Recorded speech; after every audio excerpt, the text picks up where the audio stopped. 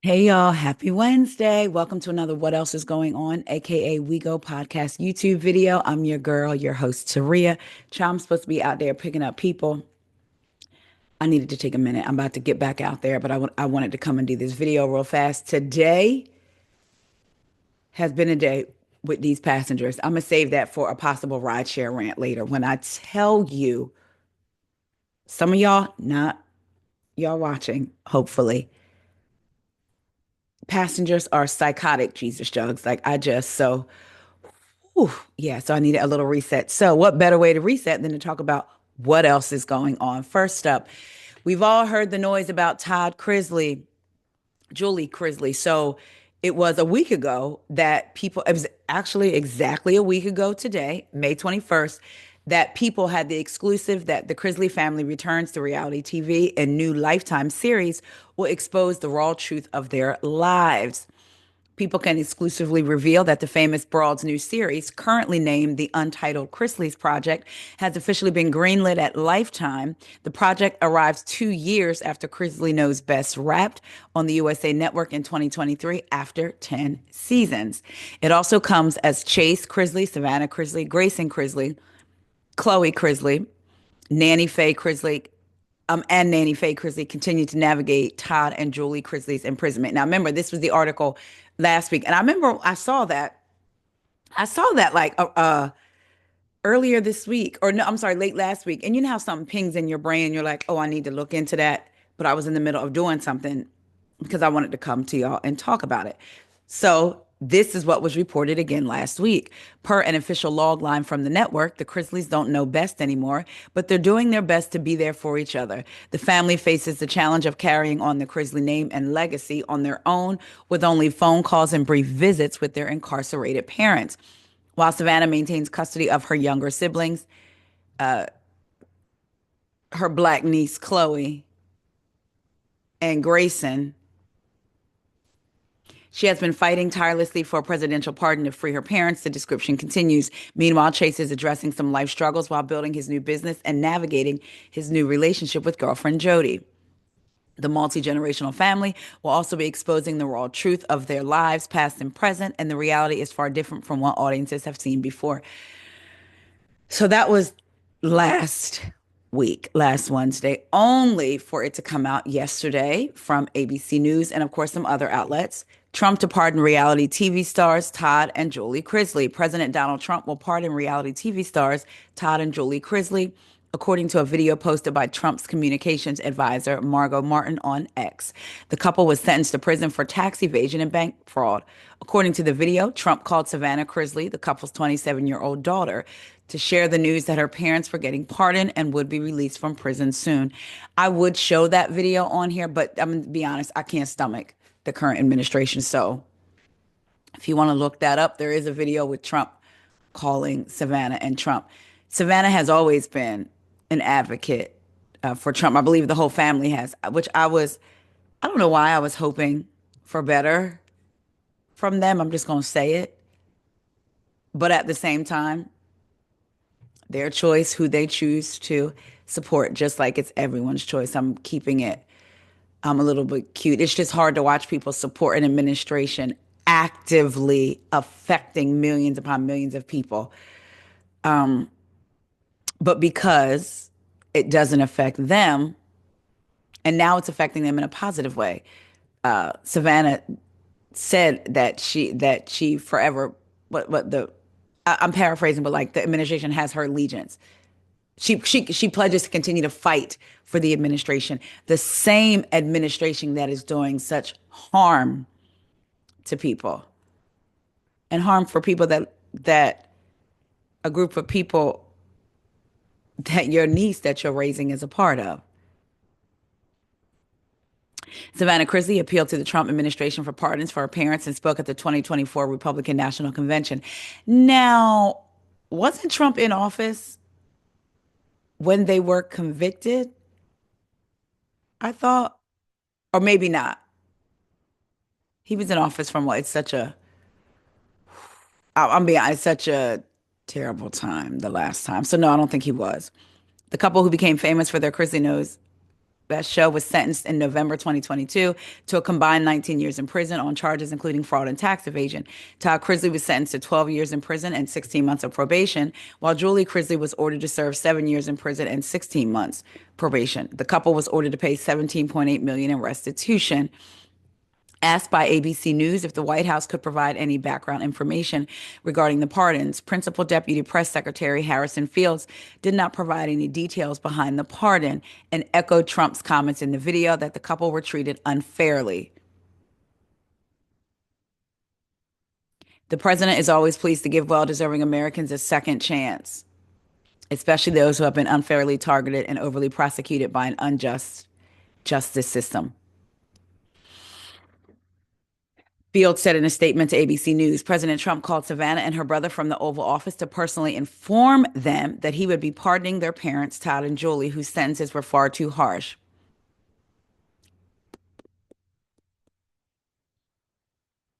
But he took out an ad. In what paper was it? About the Central Park Five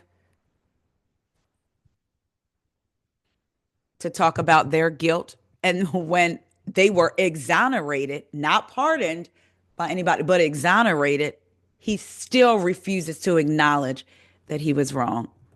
Let me see something. I just want to, let's see. Yes, Donald Trump placed advertisements in several prominent newspapers, including Newsday, back in 1989, calling for reinstatement of the death penalty so that the Central Park Five could get it. Bring back the death penalty, bring back our police. Yeah, that's what he said. Now, it looks like, give me one second. I believe they are suing him, if I'm not mistaken. Hold on a second. I just want to see. Yes, they have a defamation case against him. Judge refuses to dismiss Central Park Five's defamation case against President Trump. A federal judge has rejected Donald Trump's effort to dismiss a defamation lawsuit against him filed by the men formerly known as the Central Park Five, who were exonerated, not pardoned, after spending more than a decade in prison for the 1989 R-ing and beating of a woman who was jogging. U.S. District Judge Wendy Beetlestone in Philadelphia denied Trump's motion to dismiss in a brief Thursday night order. The five men sued Trump in the midst of last fall's presidential election campaign, accusing him of making false and defamatory statements about them during the September 10th debate in Philadelphia with then Vice President Kamala Harris. Trump misstated key facts of the case. He said they said they pled guilty. And I said, well, if they pled guilty, they badly hurt a person, unalived the person ultimately. And if they pled guilty, then they pled, we're not guilty. That's what he said. The men never pled guilty. They were convicted after jury trials. Also, no victim died. Sort of like how he has said the immigrants that were sent back were robber, basically doing unlawful things as far as unaliving people, doing things. You know what I'm saying? And that was not so much the case. I think it's wild that he would say he wants to give good Americans, I'm sorry, well-deserving Americans, a second chance, especially those who have been unfairly targeted and overly prosecuted by an unjust justice system. If that good American family looked like any of the Central Park men, they wouldn't be given this chance. Funny, when I heard about the pardoning, because I used to listen to their podcast and all that when they were describing the case, and I followed the case, and I felt like, I think there's something to this. But then I also looked at, I felt like there was something on both sides, like, oh, the Chrisleys maybe not did not do this, but I believe they may have done this, right? Then they announced that the show was coming out next week. And I was kind of like, And at first I was like, well, maybe I will watch. And listen, to each his own. I don't judge anybody for watching it and not watching it. I just don't know if I could personally watch with the way Savannah champions this administration. I get it. They pardoned your parents. If my parents were locked up, whether they did it or not, I would want them home as well, right? And somebody pardoning them, of course, for me personally, she's also pardoning and championing the I'm not, she's also championing the administration. And I particularly don't want to watch someone that I know is doing that. Now, someone could argue, well, you watch different shows and we know that they're supporters of this and that. That's also true too, which is why I try to make sure that I'm not on a moral high horse or a soapbox praying, y'all need to do this and y'all need to do when it comes to that. Because in life, there are dichotomies all the time. You can feel two different ways about the same thing, right? Or have conflicting feelings about the same one thing. So for me, I may just say, hey, I'm not watching because it's not something I want to see. And I'm not judging nobody else who is. Do you, you know? But just, oof, just to know, like, and we're going to hear about it on the show, the current administration. And I just don't want to subject myself to that, which is why I don't talk a lot of politics here. I do think it's very important, though, to have the conversations. So I try to parse through which conversations I'm going to have on here and which I'm not, because again, I don't want to, I need to protect my mental space as well, right? Which we all do. So y'all let me know what y'all think about the Chrisleys, the show coming back, being pardoned. Are you going to watch? Are you able to watch and just say, look, at least we know what it is with them? And I guess one could make that argument. Like, hey, I've talked about watching the Real Housewives of New York City, the old version, and for the most of them, with the exception of a few, we knew what it was for them, right? Black folks watching, but we were able to just kind of. But I guess it's difficult when you see it front and center and them just riding for this man. But at the same time, wouldn't it be better to know, right? I just am not in a place where I want to see it. But y'all let me know what y'all think. We used to watch the Chrisleys down. We used to watch as a family. Y'all let me know what y'all think.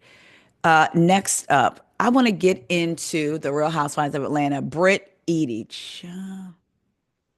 Her event had my butt. Y'all know, like, what does secondhand embarrassment give y'all? Like, for some people, it may give them like stomach rumbles or like, I don't know, eye twitches. For me, when I get secondhand embarrassed from somebody, my behind goes like this. It could take out a brick, right? What does it give y'all? For me, my behind was clenched that entire scene. So remember in the episode, she came out and said that we see her talking to her event planner, right? And then in her confessional, she's like, her event planner was late. They messed up putting the menus on all tables when everybody wasn't getting food, blah, blah, blah. We saw that, right? The event planner has come forward. And this is from Bravo Snark side, and it's Infinity Events underscore ATL. Hi, I'm Bella. I want to address my appearance on The Real Housewives of Atlanta, where I decorated an event for Brit Eady. As the event coordinator, I fulfilled everything I was asked to do and more. However, some behind the scenes details weren't shown. I want to be clear. I was not responsible for the food. Brittany asked me to design. I'm not responsible for the food. Brittany asked me to design a menu based on her selections, and the restaurant was in charge of providing and serving it. Secondly, the venue was not available for private use. The club was open and operating, and me and team arrived early, not late, and was moved around due to production, lighting, etc. All things that were out of our control. Now I want to go back when she said that Brittany, aka Britt, asked her to design a menu based on her selections, and the restaurant was in charge of providing and serving it. As part of her doing the decor, was she the one that was laying down the menus then and laid them down on every table, not told? And was she just not told, hey, everybody's not getting them? Because one would think, did Britt say, oh, I only need, how many housewives is it? Six, seven, eight, nine? I only need this many menus? Or was she having that lady do a whole bunch of menus to make it look like something on TV, but in actuality, the menus weren't going to be for everybody? I'm curious to know that. Um, Also, she said secondly, the venue was not available for private use. The club was open and operating. So Brit made it like this is my country club, and like it was for like she was having a private event, which makes me wonder again. I think I said it. Did she just join the country club just to be able to film there? Like, because you could tell it was so last minute and thrown together. There's a way to launch your business on the show and not make it seem like this is something you've had in mind. In my recent episode that I did talking about the latest episode of the Real Housewives of Atlanta with Stephanie, shout out to Stephanie. Thank y'all so much for watching and having the conversations with us on YouTube and comments and things.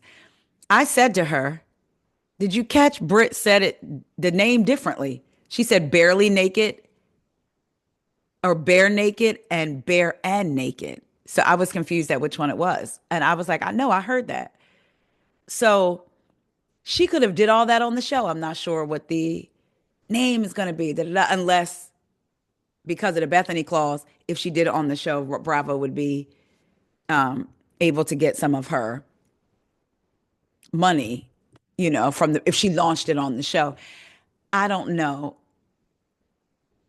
but it all around was just so butt clenching. So anyway, I think she probably joined the country club to film there. But let's go on. So Bella from Infinity Events, and I think online Infinity Events _ATL, she says, we overdid our job. She chose to serve small bites due to budget constraints, which she confirmed in a message. Show the message. But I believe you. I had no control over food quantity or service as I'm not an event planner or caterer. Okay, so she wasn't an event planner. She was just hired to decorate. That makes sense. My girlfriend has a balloon business. I see why those balloon arches and stuff cost a lot of money. When I tell you the time and effort that she puts in transporting those balloons, the time it takes to put them, like all of that, I see why they're expensive. But so my girlfriend, yeah, she's been at places where she's gotten that she's decorating events. I've helped her. And the caterer's coming up to her asking her questions. She's like, you need to talk to the event person. So Bella was hired to decorate, which, okay, let's go. She chose to serve small bites due to budget constraints, which she confirmed in a message. I had no control over food quantity or service as I'm not an event planner or caterer. My role was strictly decor. I offered input on setup, including the use of high top tables and styling the dining table, which she approved. Lastly, any claims that I overcharged or misled anyone are fake. I wasn't even fully compensated for my job and was still in dispute about my balance. There's a clear difference between an event decorator and an event planner. Confusing the two unfairly shifts the blame at Real Housewives of Atlanta. Hashtag ATL, hashtag event decor, hashtag, I don't know if it was supposed to be florist, but it's FLOROST. Either way, if this is the case, Brit going online and doing that, like saying that stuff, is really foul because you could really, really be messing up someone's business doing that. I just went over to take a look at their page. They got some pretty stuff from what I could see. But yeah, Brit made it seem like it was them. Now, I want to play for y'all a clip of what Brit is going to say next episode. So it's good that the caterer came out and spoke this week. So I'm going to play it for y'all. Hold on.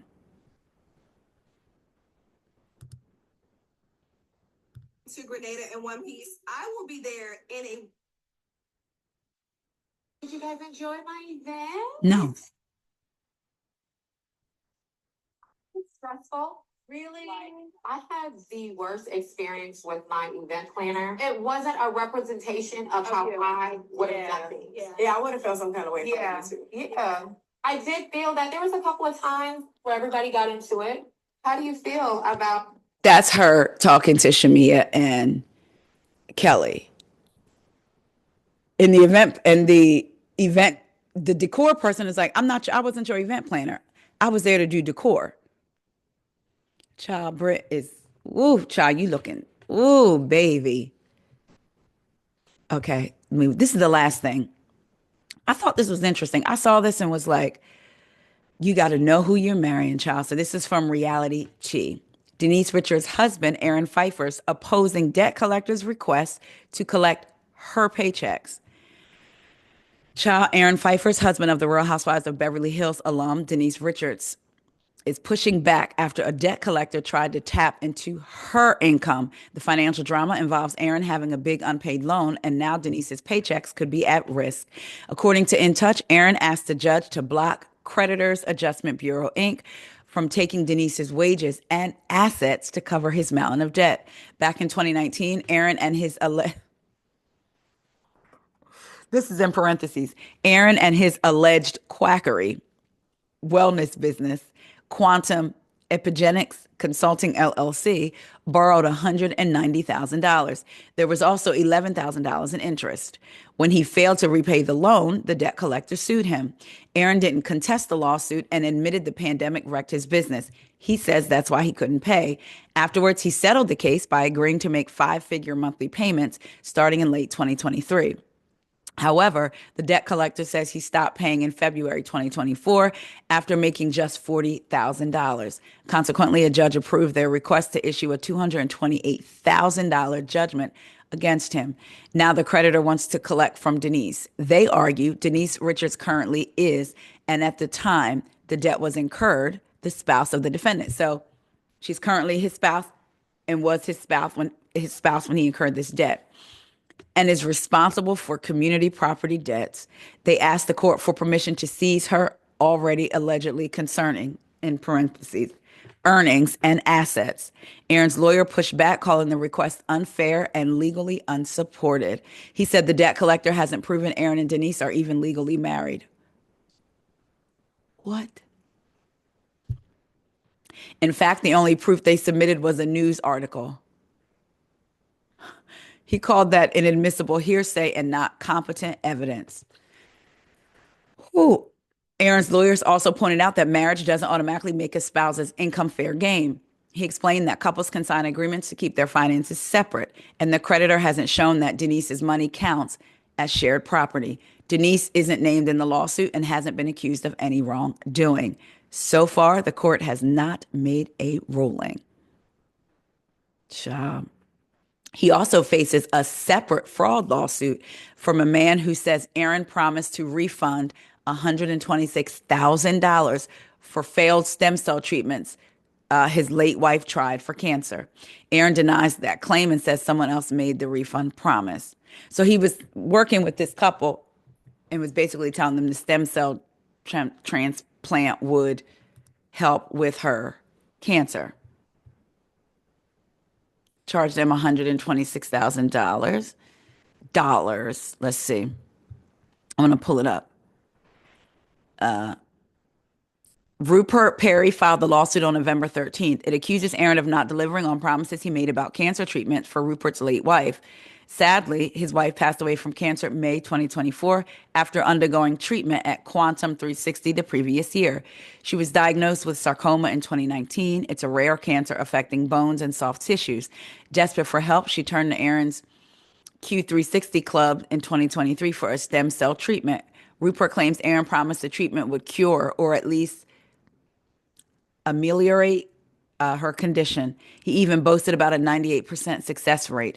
On top of that, Rupert alleges that Aaron guaranteed that if the treatment didn't work, he'd refund half of the $126,000 they paid. The treatments happened between July and September of 2023. However, by December, the couple learned the treatments weren't working. Alina's tumors had actually grown, the wife.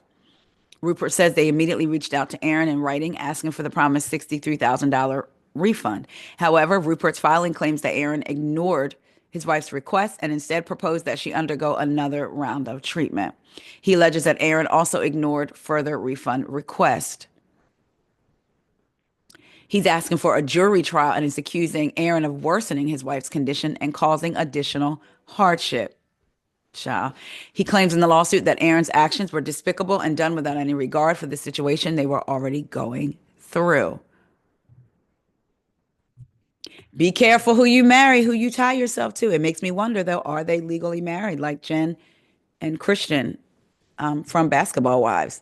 Say, had the ceremony, may have said it in front of pastors, whomever, but never filed the legal paperwork. Child, that is crazy. Denise, what you got going on over there with that man?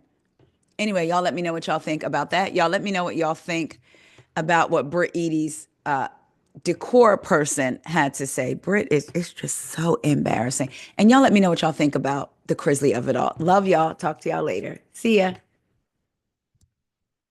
And pray for me as I go out back into these streets.